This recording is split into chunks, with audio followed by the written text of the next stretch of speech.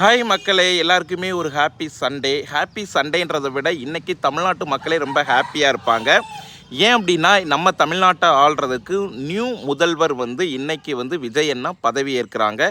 எல்லாருமே நம்ம லைவாக பார்த்துட்ருப்போம்னு நினைக்கிறேன். எல்லாருக்குமே என்னுடைய சார்பாகவும், என்னுடைய யூடியூப் சப்ஸ்கிரைபர் சார்பாகவும், என்னுடைய ஃபேமிலி சார்பாகவும் விஜய் அண்ணனுக்கு வாழ்த்துக்களை தெரிவித்துக் கொள்கிறேன்.